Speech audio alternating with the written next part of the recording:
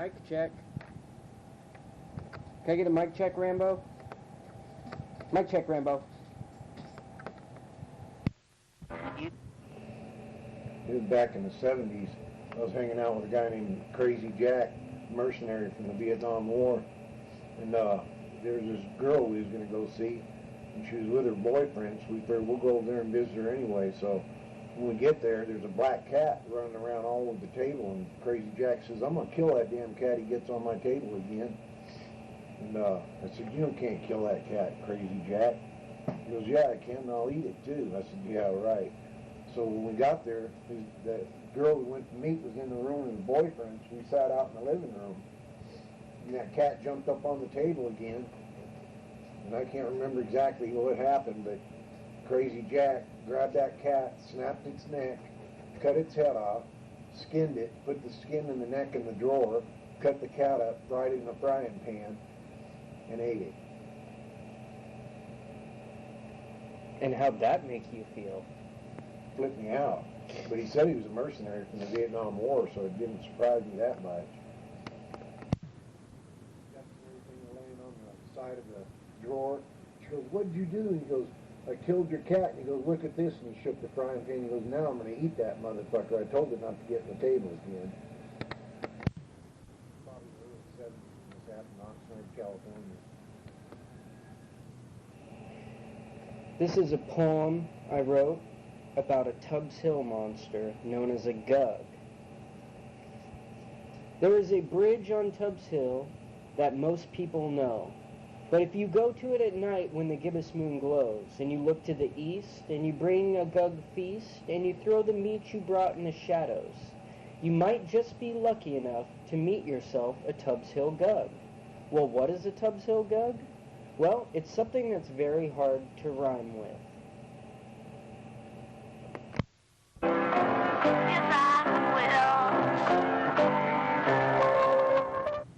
It was in the 80s in Arizona. We was partying in this little town called Oakland.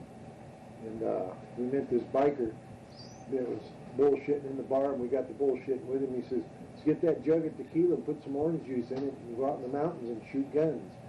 So I ain't got no gun. He patted his side. He goes, I got a gun. It's a crazy way. He goes, let's go. So we went into the mountains. We was drinking that tequila out of that jug. I mean, we was drinking it, drinking tequila, 2 quarts inside that jug. And Crazy Wayne says, I think I'm going to get sick. And that guy goes, don't get sick on me. And Crazy Wayne went, all over the ground. And Crazy Wayne says, watch this. And he got down on his knees and started eating that puke up and all in his beard and everything. And the guy says, you're a good prospect for the club right there. We're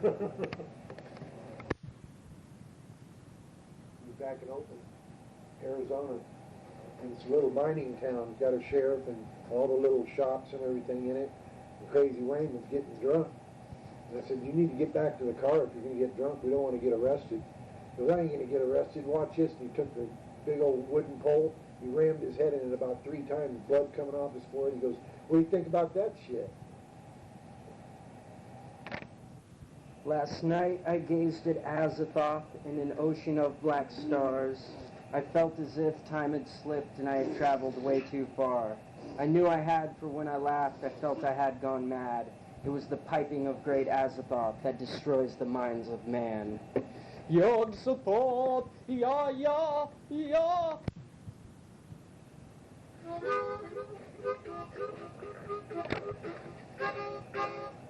I still can't do that. Tuck-a-toodle, tuck-a-toodle.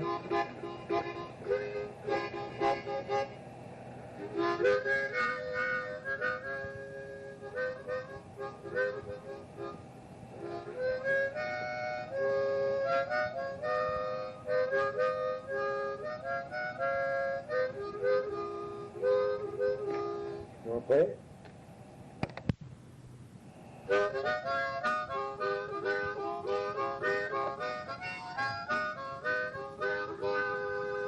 That old train a-comin', He's coming around the bend. I ain't seen the sunshine since I don't know when. Well, I'm stuck in Folsom Prison, used to be dragging on. I spend my weekends making shrunken I sell them at the Voodoo Market. And if you want some, you can get them for $3.99, and I'll trade you for some corn on the cob, yeah. Up in the air and over the roof of the building to the other side of the roof. And then we all came around the side of the building, and one of my friends is holding his head, and Maverick is his name, yes, Maverick, kick your ass.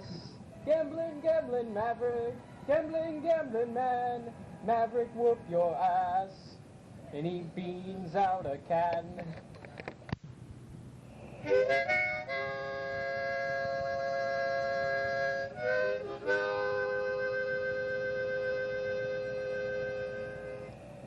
I get all my baby teeth at the Voodoo Market.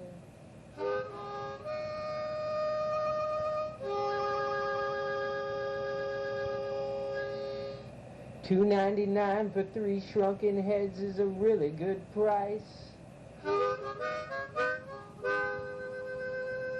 But the truth is, that tonight, I think I might go down and start a fight at the Voodoo Market tonight.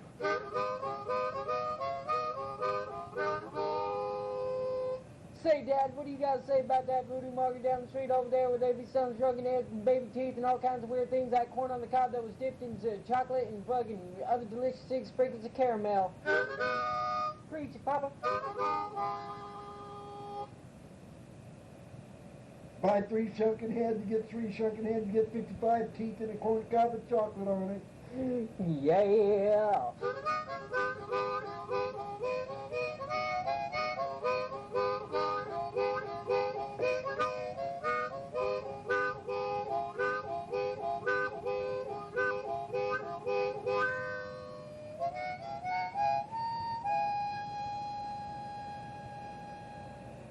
A warm wind rolls down the hills. I ain't seen the sunshine since I don't know when I'm stuck in Folsom Prison. And time keeps dragging on. Well, I hear that whistle blowing on down to San Antonio.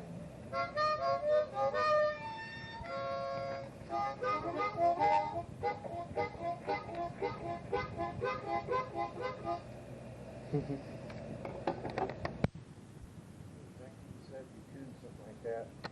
I just won $25,000 on a lawsuit from the drunk driver hitting me head on my bike. Put me up for 2 years, but anyway, I got $25,000 out of it. Bought me a motorcycle and went to this restaurant where I always hung out called Alfie's in Port Hueneme, California. And we was drinking coffee and eating French fries with gravy like we always did. And I went outside and I thought, I know what I'm going to do. I'm going to buy every pie in this place and then I'm going to smash them all in the windows. So I went in there and I said, I want all your pies. So we got 4 or 5, and I said, I want all your pies. So I bought all the pies. The guy helped me take them outside. We mashed them in the windows all over the restaurant. Why did you do that? Because I had the money to do it. So there wasn't, like, a reason? Like, No, just to do it. So you're pretty much just an asshole? Yeah, I was an asshole for a long time. Early in the 80s, 90s, can't remember, we was renting a little ranch house up on Mudge Creek in St. Mary's, Idaho. And the first night we was there, the owner come down and told us you might hear some noises once in a while. My grandfather died in this house. And I thought, whoa. So, bigger than Dallas, we was laying in bed one night and we heard this knocking on the wall. And I thought, what the fuck could that be? And I went outside and there was nobody there. So I went back in the house and said, I don't know who it was. So somebody was knocking on the wall. So the next day the owner come down to get the rent. And I told him about it. He goes, well, there used to be a door right there as a reason. Something was knocking on it. So there used to be a door there? And he goes, yeah. So I thought, wow. So that night we was sleeping and I heard the dishes rattling in the kitchen. I thought, what the hell is this about? So I called the St. Mary's paper and told them to come out and do an interview on it. And they came out and one night we was sleeping and we heard a noise. It sounded like the toilet lid slapping down. Went in the bathroom and the toilet lid was slapped down. There were several little things that happened. can't remember them all, but he come out and did a write-up on it, put it in the paper. And the owner said, well, that house is haunted. And I go, yeah, I know. It's from issue 1 of Welcome to the Smoky Town comic book. A nowhere small town. There has always been, and there will always be, parts of the world where the walls of dimensions are thinner, and in a result much easier to penetrate by the malevolent forces that wish to spread their terrible version of reality upon our own. And so it is the inevitable fate of this small town to be the birth of this cosmic terror, this unbridled growing blasphemy, and now with the parody of their own town upon them, and left with no defense but to put their backs to the wall and stare down the even more corrupted version of themselves. A new world is forming, a place we call the Smoky Town. A still night, something is in the air. It crawls with the feeling of not being quite right, an unfamiliar stirring, a crackling, a static, a rip in time and space. The street outside the gas station is empty, but not for long. Through the jagged opening, a creature creeps, an ever-changing blob of goo covered with snapping teeth and blinking, loose, roaming eyes, tentacles forming to and fro. Story by Sarah Garnett and Giovanni Paletti. Concept by Giovanni Paletti and Sarah Garnett. Art by Sarah Garnett. Check us out on Instagram, Smoky Town... No, I'm joking. I'm not going to promote my Instagram, the Smoky Town Villains on Instagram.com. That'd be like as tacky as promoting your YouTube at Smoky Town Villains, YouTube.com. God, Instagram, GOR23. God, Instagram, Sarah Garnett. Sarah.Garnett.art. What? Did you hear that? There's something coming. It smells like... It's Bigfoot in a leotard dressed in a Hitler Halloween costume. It's big. This is a poem I wrote not too long ago. Ninja Turtles are best with trench coats and fedoras by Giovanni Paletti. I once built a fully functional time machine. Some dreams, growing old, cannot choke out. I remember epic action figure apocalypses and Mad Max marathons. Everything in this poem was going to be about, nostalgia in the past tense. But then reading those last 3 lines backwards to myself backwards, I thought, screw that. I'm going to write a poem about how Ninja Turtles look cool in trench coats and fedoras. The Teenage Mutant Ninja Turtle action figure line first was launched into production in 1987, but it wasn't until its huge, wild success in the 90s that it really laid down a lot of memories for people. We truly enjoyed it. It was staggering how it saturated our lives and the lives of kids everywhere. Now I might have found out how to turn old Ninja Turtle action figures into a liquid that can then be put into the nostalgia converter. The nostalgia converter is a combustion engine that runs off of liquid nostalgia that runs my time machine. Oh, wait a minute. Reading those last few lines. Yep, backwards to myself backwards. That whole last part was about a time machine again. And I'll be damned if I'm going to write about a time machine. This is not about building a time machine. Fuck that shit. This is about me writing a poem about how Ninja Turtles look best in trench coats and fedoras. Ninja Turtles look cool in trench coats and fedoras. How could they not know you are not a normal man when you're in a trench coat and fedora? You look so normal when you stand. I'm a huge fan. At best, the best is to desire to see you seen in the way of a giant man or a giant turtle under suspicious clothing. Ninja Turtles look the coolest in trench coats and fedoras. Random Babblings by Giovanni Paletti. The Old Man and the Shoggoth. This is a poem I wrote. A Shoggoth is a ever-changing, gelatinous, tarry substance of eyeballs and teeth and tentacles and fucked up Lovecraftian horrible nightmares. This old man had one in his basement. The old man had a Shoggoth in the basement of his house. He bought it a collar and a leash, but he never took it out. He rarely showed affection, and fed it cans of beans, and if you had a chance to ask the Shoggoth, he'd probably say the old man was quite mean. But one night, when the basement light flicked on, and the Shoggoth was woken to feed, it waited hiding to snatch the old man. Tonight we're having more than just beans.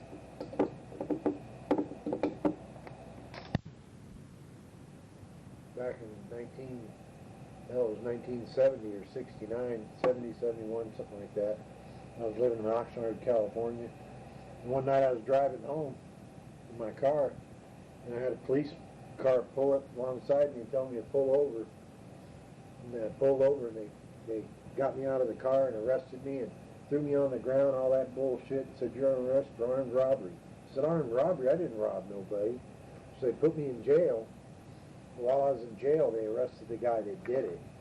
So they had to let me out. Well, when they let me out, I went to my lawyer, D. Edward Drake, my lawyer for 20 years.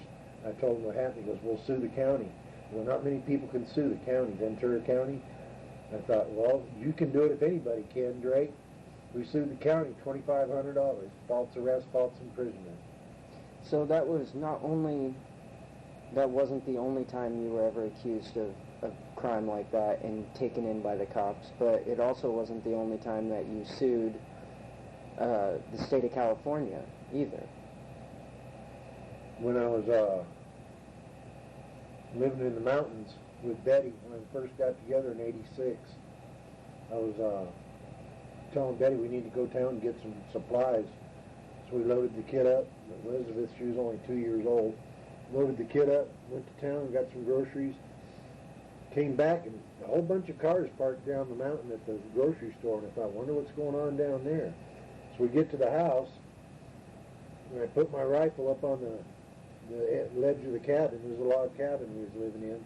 So I put my rifle up on the cabin, and there was a knock at the door, and I went to the door, and they pulled a gun on me and said, "You're under arrest, Mr." I can't remember the name that they thought I was. And I said, "I'm not that guy." They go, "Yeah, you are." And they had a readout, and they showed it to me, and the guy looked just like me, had a tattoo on his chest like I did. They said, "You're under arrest." I said, "No, you ain't going to arrest me. I didn't do it." So I said, "I'll go to town voluntarily, and you can clear me up." So Betty said, "You going to leave me here by myself?" I said, "There's a shotgun. You'll do just fine. I'll be back." So they arrested me and took me to town, took me in the jail cell, stripped all the clothes off me, took pictures of all my tattoos, and left me in the room naked for about 2 hours. And then one time they come in there and they said, "Well, Mr. Poletti, you can leave now." So you know who I am? They go, "Yeah, the guy that we thought you were wasn't blind in one eye, and it's obvious you're blind in one eye. You can go." So I made him take me back up the mountain to where Betty was.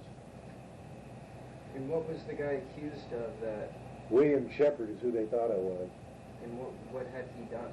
He broke out of prison, shot a cop, and broke out of prison in Texas.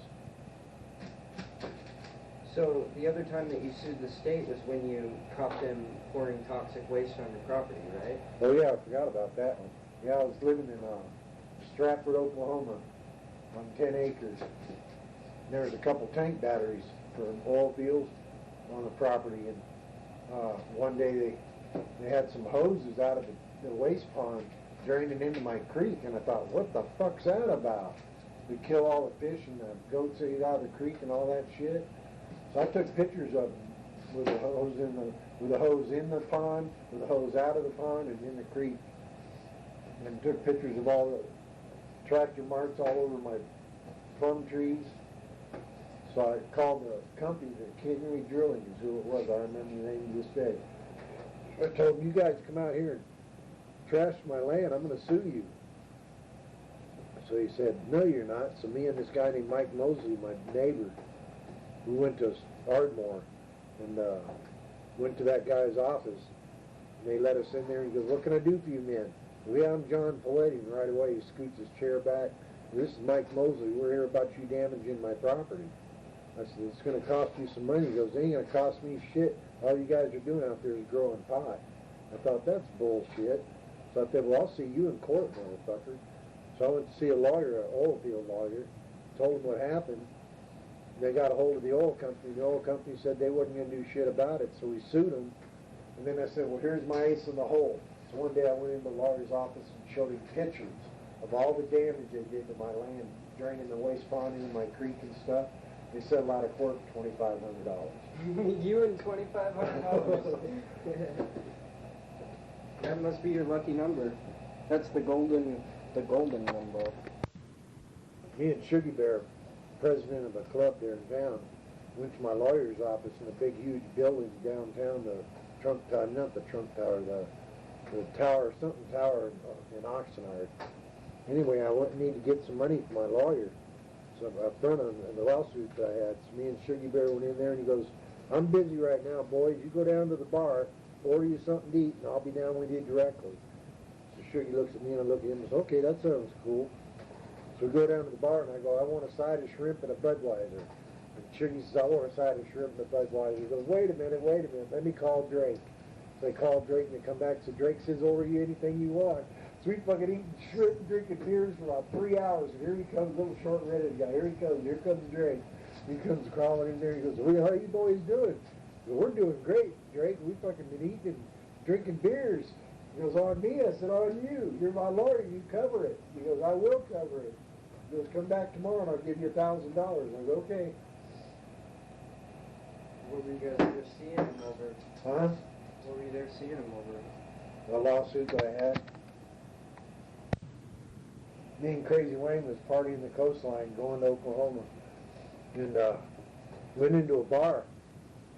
It said no dogs, no cats, no animals allowed. So Crazy Wayne said, watch this. So he goes outside, he puts a rope around his neck and hands the rope to him. He gets on his hands and knees. He goes, let's go. We went in the bar and he goes, rah, rah, started biting on this guy's leg. I went, Crazy Wayne, you're fucking losing it. He goes, no, I ain't. I'm being a dog in the bar. I was with this crazy guy from, I think it's back east, Minnesota or somewhere back east. I was partying with him, and then I was always had it out with the surfers at the beach, the bikers against the surfers at the beach. And there was a bar at the end of the beach that everybody went to, all the surfers and everybody. So that crazy fuck from back east gets a shotgun and he goes, let's go party that surfer bar. He goes, those fuckers are crazy, they'll kick your ass, dude, if you ain't got backup. He goes, fuck them, I'm bringing my shotgun. So we pull up in front of the bar, and there was no bikes, just mine. I parked my bike out in front, and that guy got out of the car, and we went in there, and we was partying a little bit, and they started talking shit about bikers. So that crazy guy goes, fuck you. So he goes out to the car, and gets a shotgun, comes in the bar, and just starts jacking shells into the ceiling with a shotgun, saying, fuck you surfers. Then they hit him over the head with a shotgun and took it away from him. Then they blasted me in the eye with it, blinded me because they got me in my good eye. And then they had to move my bike home for me because I didn't have a way to get home. I was half blind from being beaten in the head with a... So I heard sometime that day that they buried somebody in the beach. I don't remember who it was, but they said they buried somebody in the beach.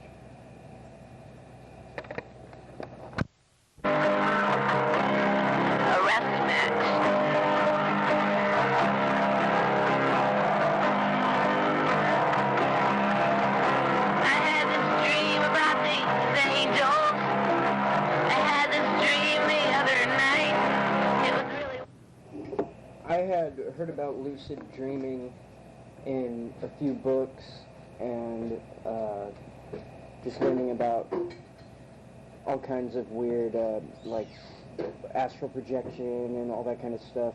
But I've never had a lucid dream, and I also don't remember my dreams.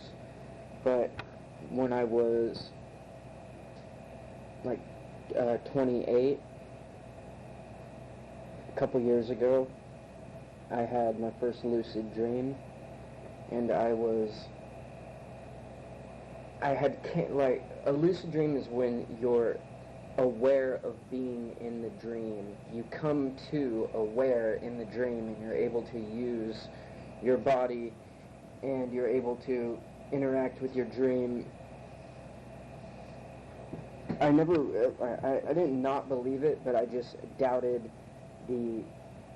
how lucid it was until I had one. So I was on top of a roof and I jumped down, and then I'm in a street and there's a deer, and the dream took place on 10th Street in Coeur d'Alene,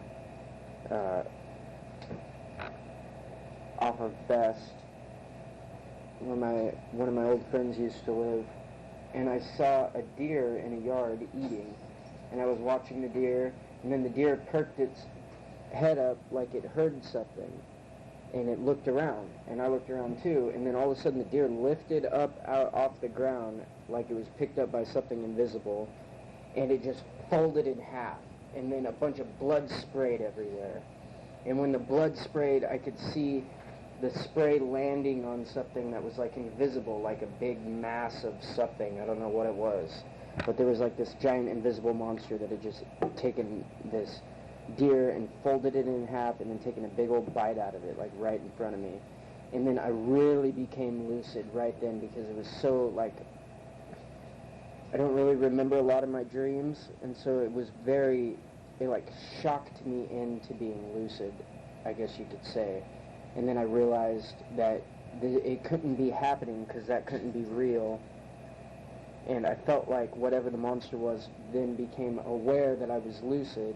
And so I did this thing where I like felt like I was priming my feet to jump on the ground, and then I hopped really high and like flailing my arms like it just jumped off of a roof onto a trampoline and onto the next roof is what it felt like, kind of, but only no trampoline. And then I was jumping from roof to roof to roof with this big monster coming behind me, gaining on me.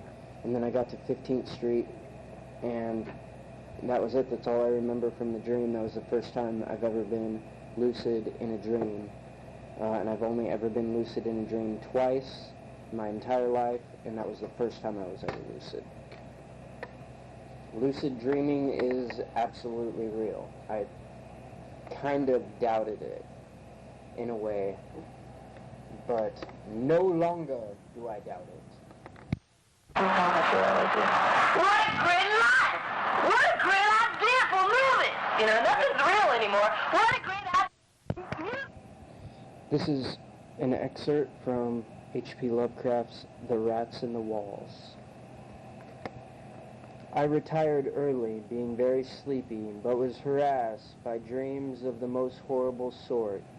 It seemed to be looking down from an immense height upon a twilight grotto, knee-deep in filth, where the white-bearded demon swinehorde drove with his staff a flock of fungus-flapping beasts, whose appearance filled me with unutterable loathing.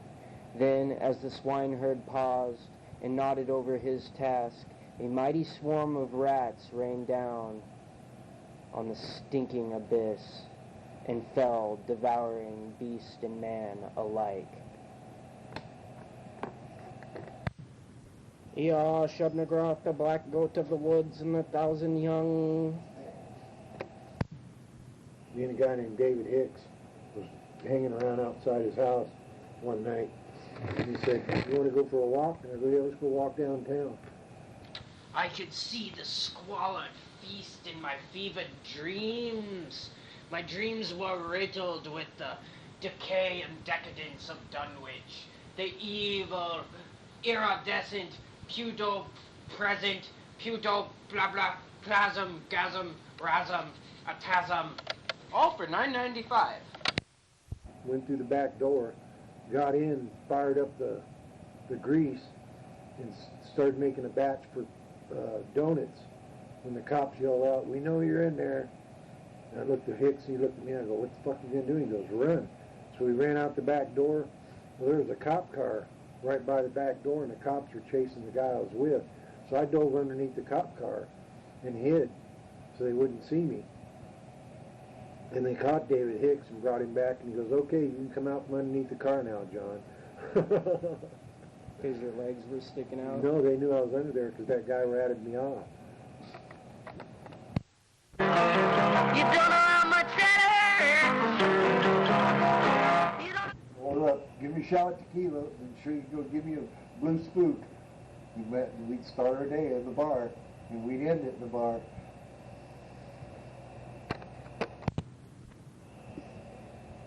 Boy, I wish I could go back in time like I'm Donnie Darko, before they try to give this white guy a barcode.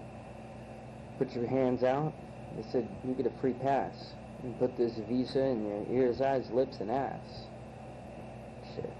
That government just don't give a fuck. People don't give a fuck. All they want is more wah-wahs and bubble butts. If you ask me, that shit makes me sick. Bunch of have no nothing good to say, a bunch of pricks. Maybe I just give a fuck too much. Maybe when I write, I act too tough. I don't even know if you could call this a rap, because I don't rap fast.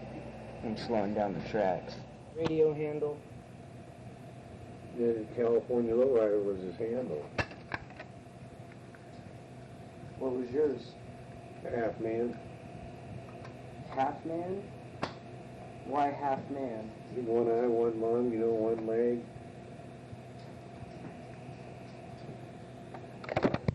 You're listening to Dirty Words. That's dirty fucking words. Pussy cunt. On the radio, you go, this is California Lowrider, the pot smoking, pill popping, crazy son bitch from California. Over. That wicked will late one night. Improvisation of an alien abduction by John Paletti, also known as Dickhead, Prick, or Deadeye. John, I'm going to have you lay down, and we're going to take you back through a meditative, psychological transition through a something where you put words in there, and then, we're going to hypnotize you. So lay back, and we're going to hypnotize. I have degrees. I have degrees from college for hypnotizing. So we're going to lay back. We're going to count back from 6, 4, 5, 3, 2, 1. All right, John. Now you're back laying in your bed at night. Okay, tell me what you see. See the sky. Apparently there's a sky. So let's look at the sky. So what does the sky mean to you? It's got a spaceship in the center of it, shaped like a torpedo. All right, go on. Tell us more. You're deep in trance now. Deep in trance. I followed the light deep into the woods, and the trees were bowed down all in front of me. I could barely see it. I finally got up where I could see it real good, and it disappeared. And at the same time it disappeared, something landed behind me in the woods. So a big light glowing in the woods. So I figured it might have been the one I saw in the air. So I went over to the one in the woods, and it got real bright. And then there was like a opening of some kind, like a sliding opening of some kind in the spaceship. And these two people come out and look like regular aliens, I guess. And then it showed a picture. It showed in the window of the inside of the spaceship. Inside of it was one giant praying mantis, and had his claws and everything all hung down over the windows. And he was the original one that came down from space, and those two people worked for him who came out of the spaceship. And how'd that make you feel, John? Well, that made me feel wonderful. How did it make your butthole feel? It was puckered. Had a puckered butthole that night now, did we? Yes, we did. Okay, I'm gonna count you up to 3 from 27, 2, 3. Wow. That was weird. Do you remember anything? Not anything. I just hypnotized you. I'm a professional hypnotist. I have degrees. I want to see your degrees.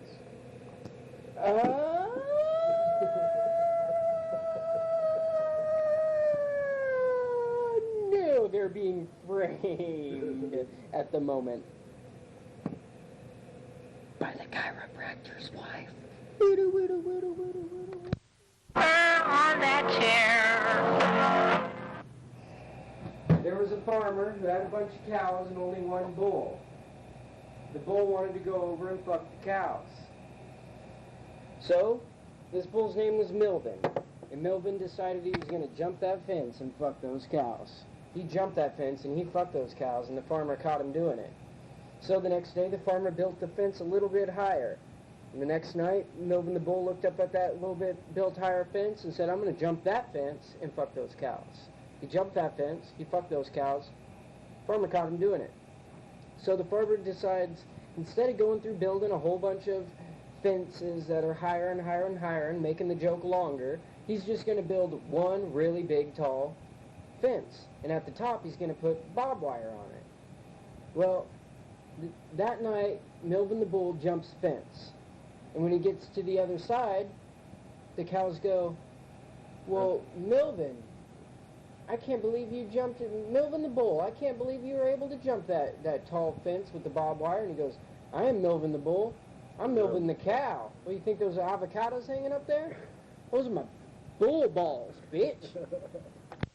It's like visiting a sinking ship, and I'm a man overboard. Shut up, Daniel Johnston, coming in with your sad, beautiful music. Beautiful, make me cry. Daniel Johnston. This is an excerpt from Whisperer in the Darkness by H.P. Lovecraft. This is our boy Wilmarth talking to a cylinder with a brain in it that has a mechanical voice. Do you realize what it means when I say I have been to 37 different celestial bodies, planets, dark stars, and less definable objects, including 8 outside our galaxy and 2 outside our curved cosmos of space and time? And this has not harmed me in the least. My brain has been removed from my body by fashions so adroit that it would be crude to call the operation surgery. The visiting beings have methods which make these extractions easy as almost normal. And one's body never ages when the brain is out of its body. I may add, it's virtually immortal with the mechanical facilities and limited nourishment supplied by the occasional changes of preserving fluids. Altogether, I hope heartedly that you will decide to come with me and Mr. Akeley. The visitors. Well, I hope we got that fart on the recorder. A rosebud, little North Idaho barking spider. North Idaho barking spider. Woman, I'm the village mama, farmer in the dale. Crooked I said, stop it, Daniel Johnson, interrupting our words and stuff with your beautiful, beautiful voice. Got that hillbilly voodoo hanging in the shed. I got the hillbilly voodoo when it's on my head.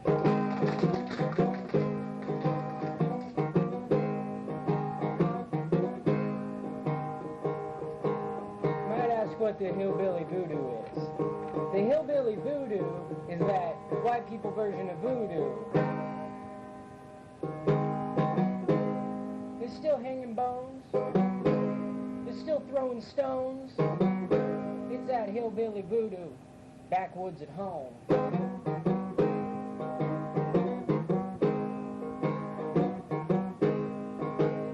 Want some of that hillbilly voodoo, just go on down to the local gas station, get some of that fried chicken. That fried chicken just might be the inner thigh of a young lady that went missing about 12 weeks ago.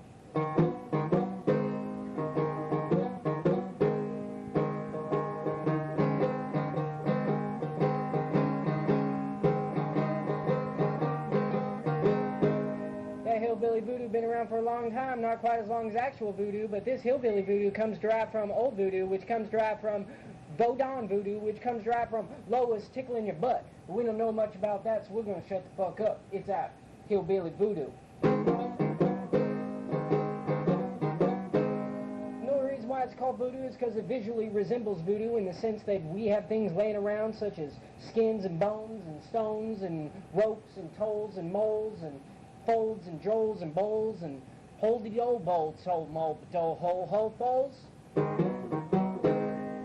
I got some hillbilly voodoo going on in the outhouse right now out back. What you think about that?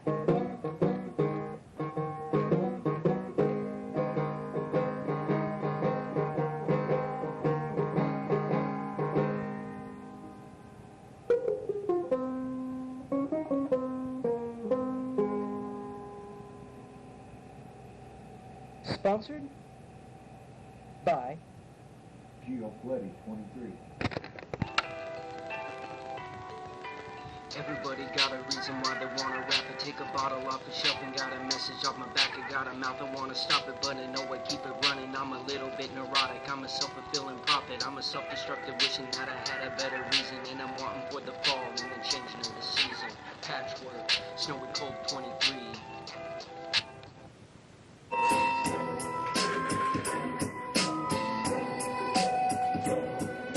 Sci-fi punk rock, a jamming with my best friend. Hip hop, it don't stop, a pile up and never end. Music through the kerosene and keep me up at night. With just enough flame in the dark to see the light, right? I'm a poet, but not pretentious. I push this pen to pad a plan focus. I can be a punctual piece up on a mic, and I can plan a feast for the beast you wanna fight. Like, heard you wanna be the tough guy. That's cool. Meet 'em on the front lines. You can keep on talking, spin that wax. You can keep on walking down that track, but I yet to hear you bring a syntax and breaking a rap cat back and making a wish you was a wannabe you never done jack. It gon' stack up fast, like what the fuck you know about being an outcast? All you wanna do is get your songs on blast. If success is exposure, yes it unfailed. Set a precedent for change in the wind and set sail. See a blank beats with Maimon and Bale like Skidoo. Or reverse 32 degrees. Like, bitch, what you think I catch a breeze? Like I don't rap shit. Get a beat and choke truth out of a track, bitch.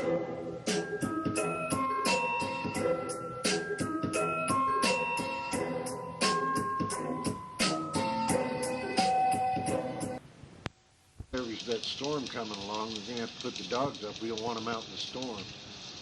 Yeah, truly, this storm is pretty relentless. Good thing we buried those bodies nice and deep. Otherwise that soil will get loose and they come up for lime cake. That's exactly what we had to do. And the dogs wouldn't sniff them out if they was about 10 feet down, so it's a good thing we buried them bodies the way we did. Man, I am soaking wet all the way down to my Spider-Man undies, my Captain America socks. Well, I got my Bart Simpson handkerchief, so if I get my nose wet, I can blow my nose in my Bart Simpson handkerchief. Okay, we should be pretty good then. I brought some of those hard biscuits that they had back in the Civil War where you got to put them under your armpit to get them soft with your sweat, and then they're kind of salty and a little bit more eatable. You want one? Probably not. No? Okay, well that's fine. I got some juice packs. We should be getting to the house here pretty soon. We can lock those dogs up. We want them to be consumed by some eldritch being crawling up from the abysmal depths of hell. What are we going to do with the ostriches? I don't know. Last time I heard, they were voting Republican, so I'm thinking about having them pay the last month's rent and then get the fuck out. God damn, it's raining like crazy. I know, my hair is all wet, going down my back, dripping down my butt crack. You have to listen to me, because that's all I said. You have to give me a check. I did it. It's all right. Evening news at 5. Where will we be when Turkan reaches the coast? Tune in and see. Breaking news with Dad and Gio. Tonight we will be talking about the infamous, the relentless, the all-consuming, and ever-changing Turkan the Turkey. Turkan's revolution has been coming hard, hitting the East Coast with violent terrors. The cows, pigs, chickens, and dogs are all eating away everybody, consuming everything. David, calm down. David, you're live. Oh, I'm sorry. Yes, it's truly devastating to see Turkan's army reach so far and do so much damage. We don't know where we will be, but we hope to be safe when he gets here. We have helicopters coming soon, but we've heard that the birds have even taken up against the humans. And now the birds, cats, dogs, chickens, bears, tigers, lions, even the zebras, the cheetahs, the pet birds, the non-pet birds, the goldfish, and all the fish in the aquariums have all pulled up switchblades against the human race because they're like, fuck humans. And last time I heard, We didn't even have a solution for this. Somehow Turkan's army is able to wield guns even with their hoofed feet and paws. And